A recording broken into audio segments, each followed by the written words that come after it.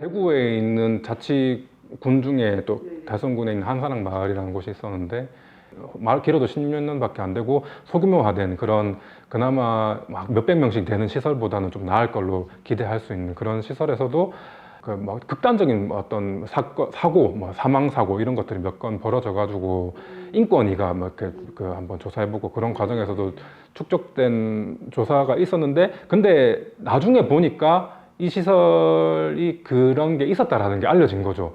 심지어 이렇게 지역에 있는 시민사회에서도 몰랐어요. 근데 뭐 사망사고가 일어나고 나서 살펴보니 예전에 또 있었고 이런 게 딱 확인이 되면서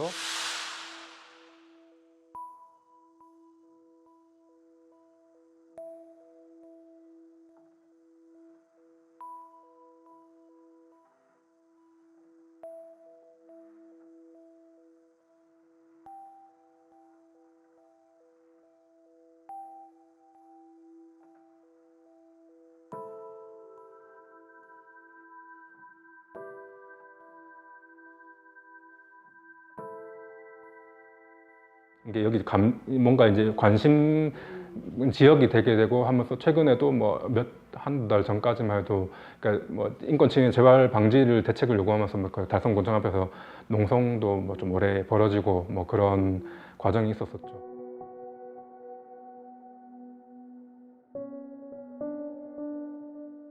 근데 그 사례에서 제가 좀 특이점으로 본 거는 장애인 부모들의 어떤 그 폐쇄를 해버린다든가 뭐 시설 뭐 운영 정지를 그런 식으로 조치를 하면 안 된다.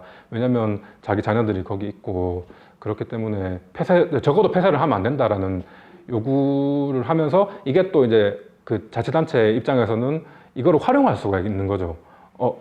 이런 의견이 있다. 적극적인 당사자들이다. 네, 이 사람들은 적극적인 행정 조치를 안 하는 명분으로 부모님의 의견을 너희는 외부 아니냐.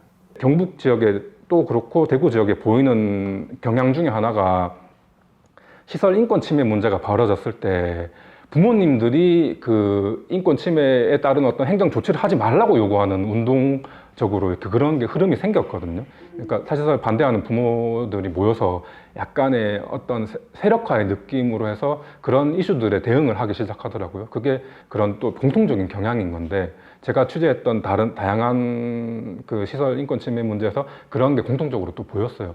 어찌 보면은 그 내막을, 그 과정을 모르고 보면은 이기적인 게 아니실까? 그러니까 자기 자녀를 이렇게 해놓고 그런 인권 침해가 벌어지는데 그런데 거기 계속 한다 이렇게 일면 이해가 안 될 수도 있는데 그 과정을 살펴놓고 보면은 또 그런 부모님들을 막연히 그냥 뭐라고 하거나 선입견을 가지고 이야기가 어려운 그런 상황이 또 되더라고요. 저는 그러니까 사실은 그 문제의 본질은 국가에 있는 거지 부모님들은 충분히 그런 마음 가지실 수 있다라고 저는 생각을 합니다.